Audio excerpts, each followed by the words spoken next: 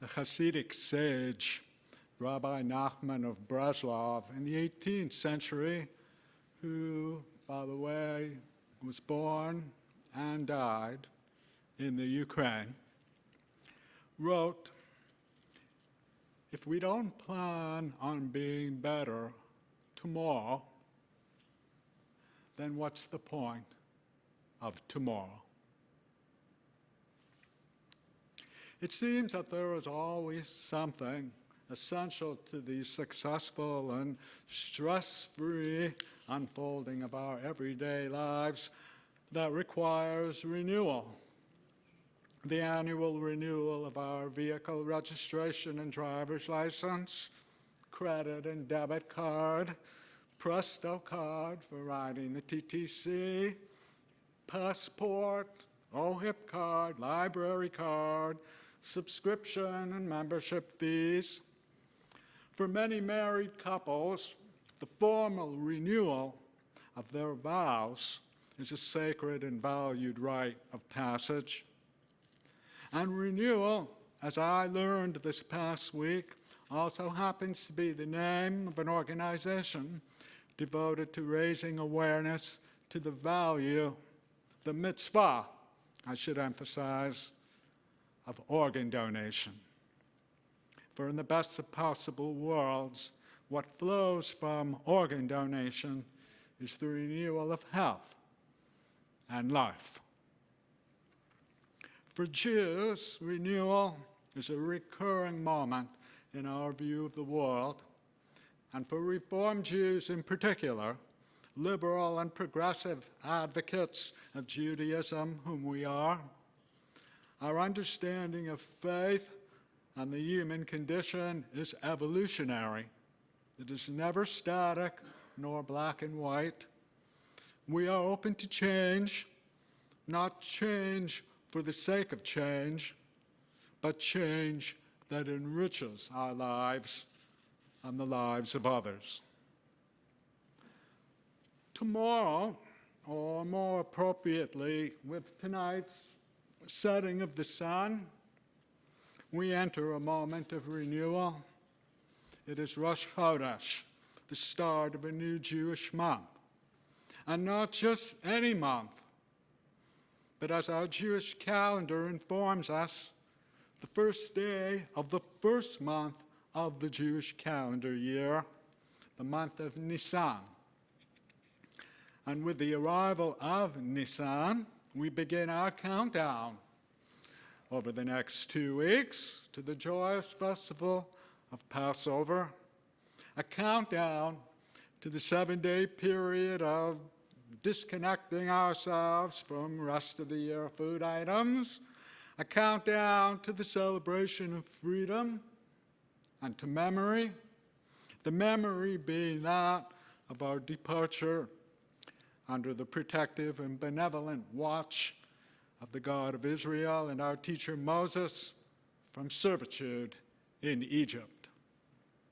And this year, unlike others, and God willing, the arrival of Nisan signifies a countdown to engaging in our Passover Sederim in a hopefully similar, if not quite exact, fashion to how we once undertook this cherished event prior to the onset of the pandemic. It's the beauty of our Jewish calendar that it provides us with multiple opportunities for renewal. The high holy days and their period of reflection and moving past our hurts and imperfections. Tu B'Shvat, the 15th day of the month of Shabbat, when we witness and affirm the renewal of nature and our relationship with it. Passover, of course, with its renewal of our commitment to the perpetuation of human dignity everywhere and among everyone, Jew and non-Jew alike. Shavuot, when we renew our devotion to Torah, and Yom HaAtzmaut, Israel Independence Day, when we renew our love and devotion to our precious Jewish homeland. Here at Holy Blossom, now, as always, we are engaged in the journey of renewal. At this moment, however, renewal has assumed a more pronounced and weighted connotation. For whatever other crises this holy community has endured and triumphed over in its 165-year history, few, if any, can compare with the COVID pandemic that, short of having us turn off the lights and lock the doors, compelled us to continue in our privileged role as a beacon of worship, learning, and social engagement, albeit in challenging and unconventional ways. Challenging and unconventional for those employed here and for all who look to Holy Blossom as their spiritual home.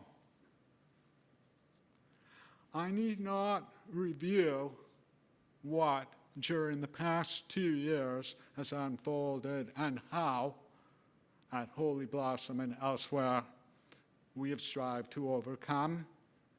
Our efforts and what has flowed from them is out there for everyone to see and hear. That was then, and this is now. And I really mean now. Holy Blossom is undergoing what may arguably be the most vital era of renewal in her life. Slowly yet surely, we are assembling again in our prayer spaces, sanctuary, Mishkan, and the youth chapel for Kabbalat Shabbat, Shabbat morning, family Shabbat services, and the celebration and observance of life cycle moments. Once again, there is Ruach, Spirit, and we could not be more glad. Our students and their teachers, with space made for those whose families wish to continue their learning from home, are back in their classrooms. The inquisitive voices of our youth, along with the instructive, encouraging, and caring voices of their teachers, are again being heard. There's a healthy argument that flows from such learning, questions, answers, and thankfully, a lot of laughter.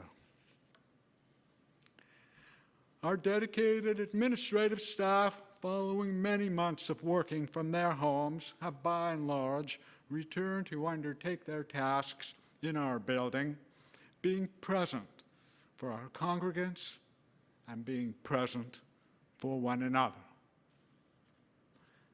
Our ever-kind and ever-reliable custodial staff is here, ensuring that this magnificent building is at all times in the safe, pristine, and inviting condition that our members and visitors are owed.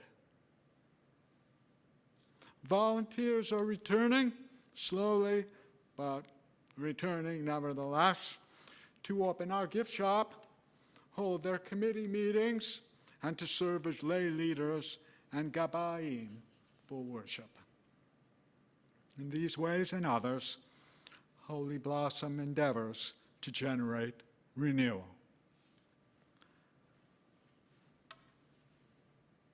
So, what about the rest of you?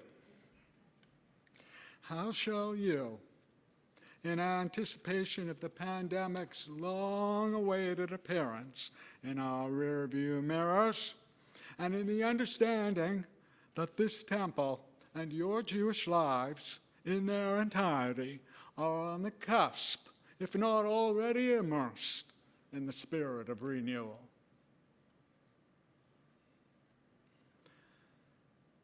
Helen Keller, extraordinary source of inspiration whom she was, said, "When we complain of having to do the same thing over and over, Remember that God does not send new trees, flowers, and grasses every year. When the spring wind blows, it blows in the same way. In the same places, the same blossoms show the same faces. Yet they never weary us. When it rains as it always has. Even so, with the same tasks that fill our daily lives, put on new meanings, if we undertook them in the spirit of renewal from within, a spirit of growth and beauty.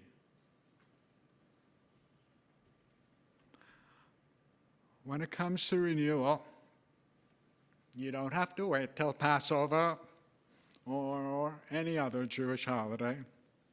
You don't have to wait till the next Rosh Chodesh, for unlike those essential documents itemized at the start of this sermon, life at Holy Blossom has no expiry date. We welcome at all times the gifts and resources that you are able to contribute to our temple's regeneration and recreation of congregational life. We welcome your very presence. The lights are on, the doors are unlocked, and the sounds of Judaism in all their beauty have returned. So on this eve of a new month, a new year, a new experience and celebration, and thriving as we are in the reopening of our holy spaces, we welcome your return in the spirit of renewal. Ken Yehiratzon, may it be God's will.